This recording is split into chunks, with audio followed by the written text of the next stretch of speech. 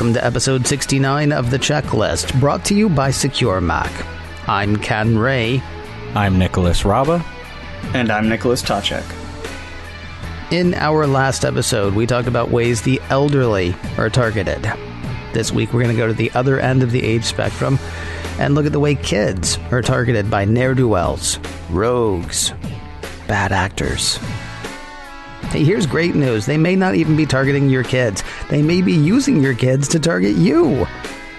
Fun, right? No, decidedly not fun. What we want to do today is have a conversation with you.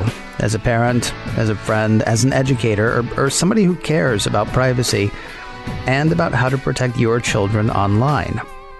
Now, not unlike last week's show on ways people target the elderly, the goal here is not to scare people, but to get people thinking about ways that kids can be targeted. On today's checklist, we're looking at chat and social media. We're looking at apps, privacy and security. And we're looking at games, which I like to call video games. I love those video games that the kids are playing today. You know the kids with the video games, guys? Mm-hmm. I used to play them when I was a kid. Duck Hunt. Did you really? Yep. My goodness, Duck Hunt. My goodness. Yeah, I was a huge fan of Sonic. Sonic, yeah, that's what I was going to say. And before that, it was Combat. That was my favorite Atari game because I had the 2600. Oh, I kick it old school. There were no security vulnerabilities with those, though. It was a simpler age. Talk to me about. Let's start first with. I don't know. I think of Facebook as not being a place for kids, and technically, I guess Facebook should not be a place for kids. But I guess we need to start with chat and social media, right? Yeah, it's the big one these days. You know, everybody's using it, including kids. Even though they shouldn't be. I mean, technically, well, I mean, it depends on what you define as a kid, I guess, first of all. Facebook has decided that 13 is old enough to have a Facebook account. According to something I read online, Facebook requires everyone to be at least 13 years old before they can create an account. In some jurisdictions, this age limit may be higher. Creating an account with false info is a violation of our terms, says Facebook. Oh, that's where this is from. This includes accounts registered on behalf of someone under 13. So if you, as a parent, set up an account for your 11-year-old, I guess your 11-year-old is in violation, but you're definitely in violation. Here's the thing, though. If a kid wants to see something, I never understood, actually, like when you come to a website and they say, are you 18? Click here if you are, click here if you're not. I won't say what kind of website I'm talking about, but I never understood how that's like, oh, okay, well, certainly no one is lying about their age, so this must be all good. No, they checked the age box, so you have to at least be old enough to figure out the math there on what year you were born. I guess that is true. Yeah, although I saw The Breakfast Club. The guy made himself 63 years old so he could vote. You know, you just pick an age, don't you, that's over 18. Hope you get it right. And yeah, I mean, the internet police are not going to come kick down your door. You know, if you register a Facebook account for your kid, or, you know, if your kid registers one. But, you know, so it happens. You just have to be aware of it. I don't really, you know, when you're talking about kids that are 11, 12, 13, I think it's almost more of a rarity that you'd find a kid who's not connected on Facebook to some extent. And that really kind of goes back to something we discussed a while ago with keeping kids safe on your Mac. You know, how to set up your Mac for safety was just talking with your kids and kind of being aware of things. And, you know, there's reasons why a younger person would want to be on Facebook. You know, not only talking with their friends, but for family, sharing family photos, you know, talking to family members. And actually, one of the kind of cool things in a way is that Facebook just recently announced that they're making a special version of Messenger that is just for kids. It's kind of their answer to this problem. They understand that kids want to be connected with their relatives and friends, but how to do it in a safe way was kind of the problem. And now a parent can set up this special account. They can designate specific friends and relatives that are called approved contacts. And then the kid's account can only chat with those approved contacts. So it's no longer that the kid can kind of, you know, get on Facebook and be chatting with completely random people. It has to be a contact that you approve. Mm-hmm. So, you know, if it's a relative or family member, that's generally okay. If it's another friend at school, you kind of probably want to vet the kids' friends, hopefully, a bit beforehand. But you can monitor the chats there. Was that one of the features? I believe you're able to oversee everything going on with it and set up a friends list and things like that. So it's a bit of a big brother situation there. That's probably not a bad idea. Well, I mean, you say a big brother situation, it's actually a mom and dad situation, right? I mean, I'm not, and we've had this discussion. We've had this discussion before about whether or not you actually want to be monitoring everything your kids say in an environment. And, you know, that's between you and your kids and your parenting style and your God, I suppose. But, I mean, what's interesting to me is you say that this is Facebook's answer to, you know, that concern about kids wanting to be on Facebook. This really seems to me, and I'm sorry to be cynical, it is as much that as it is Facebook's answer to Snapchat. Mm-hmm. And Kik and AIM. Not anymore. I'm sorry, pour one out for AIM. I know. But I mean, this is really, I mean, yes, you could say this is an answer to safety concerns. And I would love to live in a world where I believe that. But I got to figure this is at least as much. It's like when Apple used to be really big in schools, right? And not that Apple's not big in schools anymore, but, you know, there are a couple of other companies now that are trying to get as big as Apple in the school system. It's a great way to, like, lock in a user base. Get a kid using a Mac when they're in the first grade. And then when it's time for them to go to college, they've been using a Mac for, 12 years at that point. Probably they're going to choose a Mac, and probably they're going to be so steeped in that ecosystem. I got to figure same goes for Facebook in a way. I mean, on the one hand, yes, it does make it easier for you as a parent to keep track of what's going on. But then you've been on Facebook all these years. Why don't you just keep coming here and giving us all your information and buying things that we push at you? Start them while they're young. Right. But I mean, at least doing it in sort of a safe way. I mean, the things that they, at the most cynical, the things that they might be answering, like Snap or Kik or things like that, are not things that you as a parent are going to have access to. Like, you're not going to be able to keep up with what your kid's saying.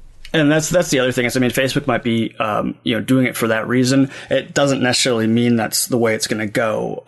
As far as what the studies have shown, what's been seen lately with the younger generation is that they're showing much less brand loyalty to these social media type things, where you're not paying for an account in the first place, and they don't have any real loyalty to stick with it, which is why there's been there was an exodus from Facebook to Snapchat when Snap first came out, and now and Kik and whatever else is out there. I'm not that old, and I don't know half of the chat apps that are out there these days, or social media apps, and that's actually a little scary in some ways. Right. Being somebody who's online most of my waking day, to kind of feel out of the loop for the first time in my online life it's a little strange. And as a parent, it's going to become even more of an issue going forward. So it's definitely something to kind of keep in mind there.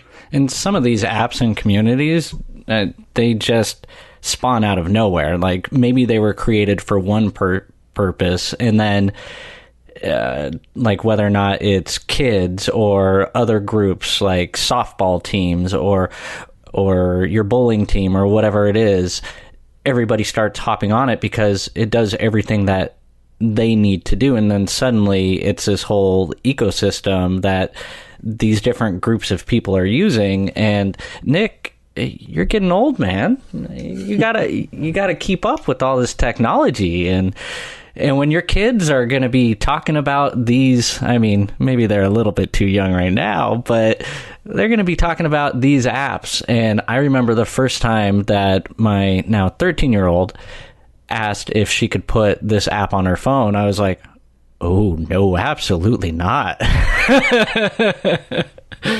Why not? All the kids are using it nowadays. The difficult part, too, though, is I remember, was it Path? I think Path was one that was supposed to be sort of like a Facebook, I think, but a bit more closed. Like, you could only have 150 people, I think, that you could follow. Wow. And who could follow you. Totally didn't last very long, did it? No. I remember that, yeah. And there was another one that came out, Peach.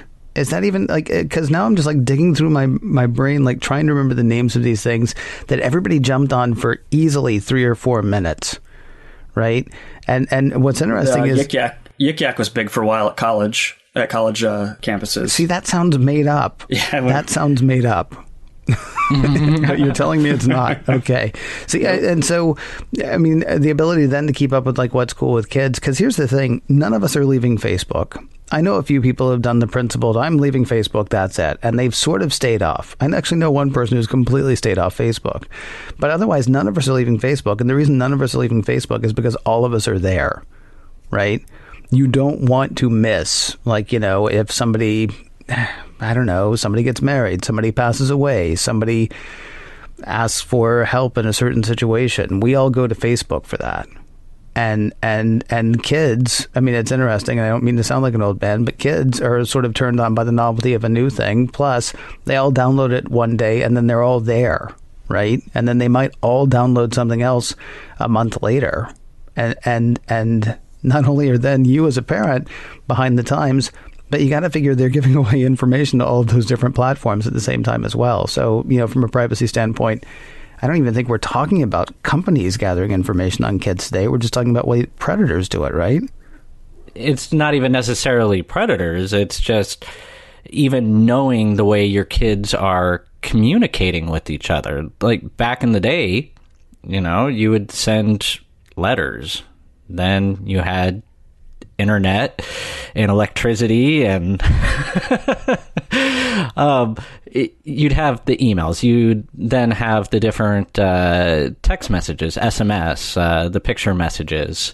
But these apps have their own integrated chat structures within it. So something there for parents or teachers or anybody else just to keep in mind when kids are using phones is they're not just communicating with each other with the Messages app anymore. They're using these third-party apps, websites, Facebook chat, things like that. It's just different ways that they're communicating with each other.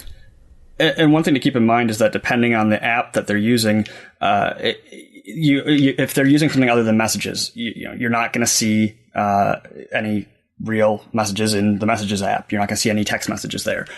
Depending on what chat app they're using, you might not see any messages at all. Snapchat has the kind of disappearing message thing. Stuff like Signal, basically any of the apps that are meant to be secure communication platforms in the first place can also be used by kids who don't necessarily want their parents to know what's up, or they want some privacy. We were all kids, teenagers once. I can understand where they're coming from. It's still quite a bit different than it was back in my day. So I think that's is going to be a concern going forward as well. Is just that fact that there is. If a parent wants to kind of figure out what's going on, it's much harder now than it was in the past.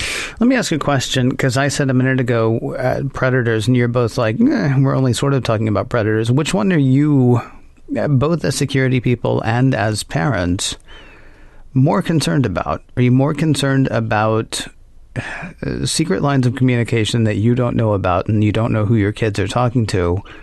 Or your kids just giving away their privacy information online to third parties or bad actors or whomever?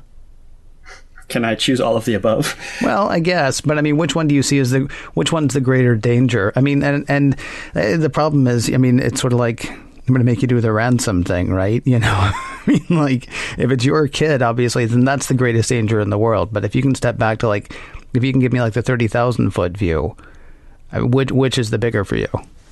My kid, they might know the address, but addresses are pretty easy to find anyway. They might know, a home phone number. That's still pretty easy to find. So I would say I'm not so worried about them giving out information. They're not going to know their social security number. They're not going to know, even though that's apparently with Equifax, that's not such a big deal anyway either. They're not going to know the really important stuff necessarily, right, when they're younger. So I would be much more concerned about who they're talking to. And it doesn't even necessarily, yes, predators are obviously a concern, but that doesn't necessarily mean that you can discount their group of friends. With everything that's going on, as far as you hear all the horror stories with high school and grade school, and kids trading explicit pictures around, all that kind of stuff. I mean, that's a legitimate concern as a parent. That you'd also be worried with what's going on within the school, friend group itself. So I would say it's definitely the chat aspect of, not knowing who they're talking to or who they're, what they're saying. And I think that's going to be, it's going to be a real balance in the future when my kids are the age to be kind of using those apps, is going to be balancing out their privacy, my respect for their privacy versus my expectations as a parent of how they're going to behave online. And I think that's that's something I'm going to have to think about very long and hard between now and that time, because I don't think there's an easy answer for that. Speaking of privacy, something that we talk about a lot on this show is making sure you have strong passwords, making sure you have secure passwords, making sure that you don't have passwords that can be easily guessed. When do you start talking to kids about that? And also, I guess the question I have is, how seriously do kids take the idea of a password? Like, your password is for you. Your password is not for you and your pal and that other person that your friend knows. Oh, and I wish more people would practice that. I really, really do. I mean, all right. So where's the first time that your child set up their own password? Chances are it was on a computer system in your home. And you probably helped them set up the password, so you know the password. It's going to be, something easy for their little fingers to type, something easy for them to remember, and of course, you're able to troubleshoot and help them. But here's an instance where somebody shared their password. At our middle school, one of the kids got upset with one of the other kids and logged on to this child's Snapchat account and posted a picture which had a whole bunch of nasty language along with it. Mm-hmm. Suddenly, this kid who owned the account gets in trouble for it, has to go to the principal's office because it's saying some really mean stuff and all the kids are hearing about it. And the kid is saying, I didn't do that. Only to find out that one of the other kids in the class had the password. It's a common thing, apparently, for people sharing passwords. I don't know if it's because certain parents' phones don't let them have these apps, or if it's just a show me you're really my BFF because we share passwords and we know everything about each other type deal. But don't do that. Now this created a really bad environment for this kid, for this family, for all the other friends. And now this person who posted on the account had to tell on the person who did who used the password. And now they can't be trusted because they told on their friend who did this. And it's this whole domino effect of just drama. I was going to say something else and I'm but it's bad. I mean, don't share your passwords. Make your passwords harder. On top of that, if you are setting up an account for your kid, or your kid has their own account, please don't let them on the main account for your computer or whatever, for your device. Don't give them the password for the administrator account. You don't want them handing that password off to somebody else, or accidentally installing something they shouldn't, or whatever. Set them up with their own account, limited functionality. We've talked about this before. The things you can do to kind of, basically help themselves from not getting in trouble as easily. So that's definitely something to keep in mind is, definitely don't give your kid your password or the main password. So my parents didn't know anything when I was 13. That's not true. I actually did sort of respect one of my parents a lot when I was 13 or 14 years old. But a lot of times, when you start talking to a kid, it's sort of the same thing that we were talking about last week about talking to the more elderly members of our families. If it looks like you're just lecturing, if it looks like you're just coming at them with don't do this, and this is dangerous, and you don't know what you're doing, and I know what I'm doing because I'm the smart one, and you're dumb because you're only 13, right? Or because you're already 70. I guess the question that I have is, how do you talk to your kids? Or maybe we should save this. We need to come back, though, to how are we going to talk to our kids about these things so it doesn't sound like we're just lecturing. so that it actually sounds like we're trying to help them as much as we're trying to protect them, as much as honestly we're trying to protect ourselves. And maybe that's the angle you take. I don't know, but we still have other places to go. Last week we played games with some of the older people in our lives. I mentioned the video games that the kids seem to like so much. I play video games too, by the way. But talk to me about, it's weird because I did grow up. I mean, I joked about Combat earlier. I joked about the Atari 2600. You could maybe have two players, but you had to be sitting like right next to the person with whom you were playing. To my, getting older by the minute brain, it's weird to think about video games being a security risk. But of course, I mean, there are chats, there are texts, there are all sorts of things. Talk to me about the problems or the potential pitfalls that these could set up. Yeah. Okay. So back in the day when we all started playing video games, like you said, Ken, it was, if there was multiplayer, it was two people sitting next to each other in the same room. Now we have network games that you play somebody all the way across the world. Voice chat, that kind of has been, it's been around for a number of years now. But you have your headset and you trash talk your opponents essentially, and that's where your kids pick up a lot of nasty language, and that's been a bit of a problem for some of the video game companies or the platform companies, because they kind of have to monitor it to an extent, but they can't keep up with all the bad stuff on the voice chat. There's no real way to stop it, so that's something to be concerned about. Another thing, it's not just voice chat. There's other things. One thing we heard about recently was Minecraft. It's a very huge video game for a lot of people. It's actually a lot of fun. Mm-hmm. And there are servers out there where you can run your own Minecraft server and invite other people to play on your server and build stuff together. Well, apparently some Minecraft servers are requiring their users to run a remote control, remote monitoring software. Let us share your screen to make sure you're not cheating, or you can't connect to our server. You can't play on our server. Supposedly this is to allow them to make sure that they're not running any of the cheat programs for Minecraft or anything like that. In actuality, apparently they're installing a bunch of other crap in the background of the computers. It was some way to kind of install some malware. And that's kind of the thing is kids. Adults don't know it sometimes too, but not to install random stuff or not to allow other people access to your computer. Mm-hmm. So that's one thing. The kid wants to play on the Minecraft server. Yeah, of course, you can make sure I'm not cheating. I'm not cheating, and then it turns out that, okay, well, you just gave them access to your computer to do essentially whatever they wanted to do on your computer. Another problem would be kids who are intentionally looking for those cheat hacks. The install this program and you can, snipe through the walls in this, shooter video game. Okay, so the kid goes and downloads it and it doesn't actually work. And instead it's actually malware. They just infected their machine or their parents' machine. If they're using the family computer and they install that stuff, yay. Half the time they don't even know that it's infected with malware. They just, it didn't work on my computer, or I installed it wrong. And then they go download the next thing, trying to figure out the next hack or next cheat or and bundling it all on top of each other, just installing a lot more junk.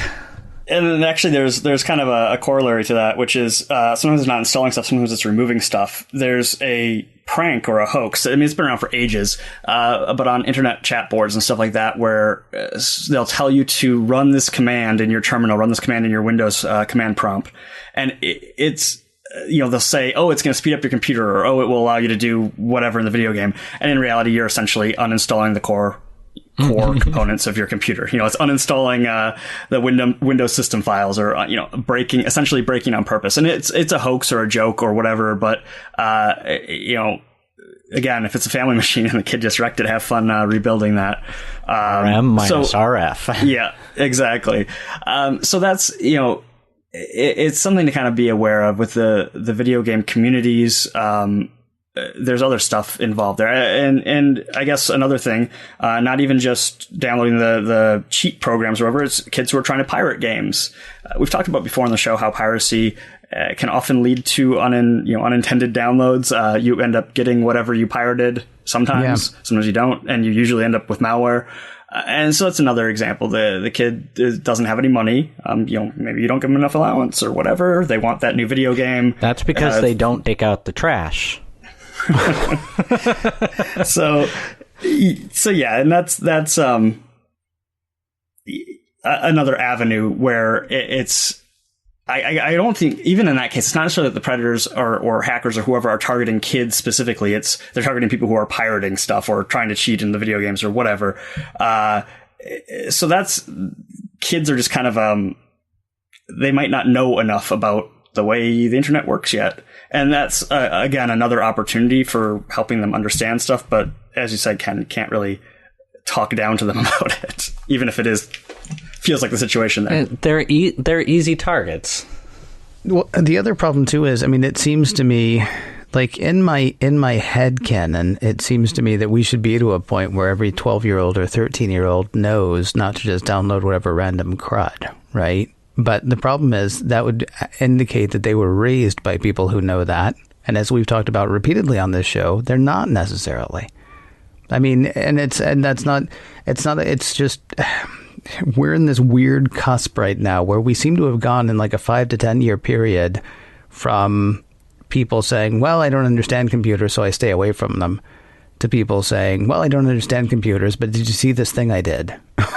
Right? There's we all have them now, even though there are still people who will say almost proudly, well, I don't really understand computers, but it told me to download it, so it must be fine. I gotta say really quickly before we get to the next thing, I know I did this last week too, where I was like, not everybody's out to get you. I have this one friend in particular who has an 11-year-old, I think, and he plays video games all the time, and he's on the headset all the time, and he's talking to other people all the time, and what my friend has been really fascinated by is like her kid's leadership ability. Because they're playing, I don't even know what the game is, but it's like one of the ones where you go in, you've got like a couple of brawlers, you've got a healer, you've got like 2 or 3 other people. And basically, rather than doing the Leroy Jenkins thing, they stand outside, they decide what they're going to do next. And he's like their field commander, basically. So, there's a lot of great stuff to be garnered, I would say, by sort of, hearing how your kid is talking to other people. Sometimes it might be good things like, wow, check out their problem solving abilities. Other times it might be bad things like, what was that string of numbers you were giving that person that you were talking to? But the other thing, I was just thinking about my kid wearing headsets, not knowing what's going on in their whole world while they're playing the video games. Like just taking off their headset for a minute going, what are you guys even talking about? What's going on in there? Well, if you can hear their half of the conversation, though, yeah, then probably, that's going to indicate something. I would think if you walk in the room and all of a sudden your kid, who you've been able to hear all across the house, is suddenly going, yeah, no, yeah, okay, that might be a thing. But then also, like I say, he's not. My friend, their kid. It's not like he's not sitting there saying, "I am the leader." This person's just hearing the way he's talking and figuring out what's going on, which I think it's an important point. It's, I don't want to give the wrong impression here. I don't think that parents should be stopping their children from playing video games or stopping, okay, something bad happens in Minecraft with the screen sharing thing. Don't take that as advice to say you can't play Minecraft anymore. That's the wrong answer, in my opinion. Especially Minecraft. It's awesome. Yeah, especially Minecraft. For the most part, it's a vastly positive experience for most people playing those games. Yeah. Just be aware of the risks that do exist. So if the situation would crop up, you'd at least have some idea what's going on. Yeah. Be aware that bullying exists online, so you can talk to your kids about it. Don't try and protect them from everything in the world, because you're just going to end up with a kid who is probably bullied worse because they're not even allowed to play in the video games. It's definitely take everything that we're saying here with the appropriate amount of consideration. That this isn't necessarily, the internet is, yes, it's a dangerous place in some regards, but it's also a place where you can learn lots of stuff and have fun. Don't stifle your child just to try and protect them, I guess is what I'm trying to say. So it sounds to me like... But I do understand the balance. It sounds to me like we've got two things going on here when we're talking about keeping kids safe. The first one is the one that we always talk about, which is the numbers game. Your kid may be downloading something to his computer or her computer or the family computer. And this is not about somebody has now targeted your child. It's the same numbers game we've always talked about. Somebody sitting somewhere is trying to get as many people as they possibly can to download something so that they can install it on the computer. And this could lead to anything from stealing information without anybody knowing to a ransomware attack. I mean, it could be any number of things there. So that's one thing that we're talking about. And I'm gonna go ahead and say, I'm going to guess, and correct me if I'm wrong, the best thing to do is for the parent in that situation to have a working knowledge of security so they can then talk to their kids about, oh, hey, hold on a second, where did you download that from? Or what are you doing? Or, you can basically give your kids, on the off chance that you're one of the people who know more about computers than your kid does, you can give your kids sort of a better working knowledge of how to stay safe. The same kinds of things that we've been talking about on the checklist for over a year now. Does that sound right as far as just sort of the numbers game side? Absolutely. Okay. Specifically, you find out that your child is being targeted. What do we do then? Because it seems to me that's on the one hand, less scary because the chance that your child specifically is going to be targeted feels like it would be a small thing. On the other hand, it's more scary because if it's your child specifically, I mean, that's not just stay safe and be fine. I mean, if somebody is coming after your kid, whether it be a bullying thing or something else, if somebody's coming after your kid specifically, that feels both less likely and more dangerous if that's going to be the case. Yeah, I mean, definitely you want to have an open line of conversation with your kid. That's the number one thing that I could suggest there. Actually having the conversations. But then think about when you were a kid, what you and your friends talked about versus what your parents taught you. I mean, there's a lot of chatter. There's a lot of talk. There's a lot going on in the world where I guess having that open line of communication with your kid is probably still the best thing there. And I think you definitely want to have that open line of communication present before, hopefully before they get targeted or have a bad experience, because you want them to. No, I mean, I'm serious. You want them to be able to trust you enough that they can come to you when they're experiencing a problem. And they won't always do it, but the wrong approach would be they manage to get into some trouble online and you just bring down the hammer and you're like, oh, you're banned from the internet, you're grounded for a week. It's not going to help things because the next time they'll just try and hide it better. Forgive me, I wasn't laughing because I disagreed with you. It's just sort of like, okay, so step one in keeping your child safe online is be a good parent. I think that applies to a lot of things. Right, exactly. Having not been a parent myself, I mean, it seems easy to sit there and go, well, just be a good dad. It's like, oh, yeah, maybe I should have started this a couple of years ago.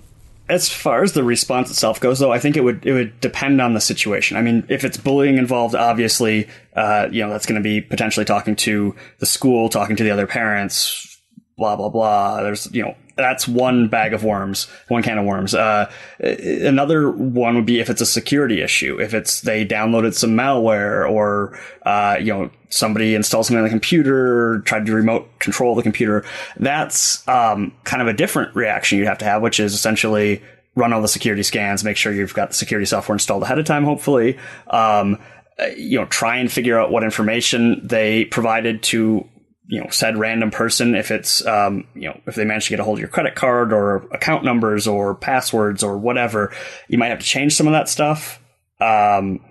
If it's a conversation where it looks like they were talking to a child predator, that's obviously another type of response you'd have to have, which is going to the police.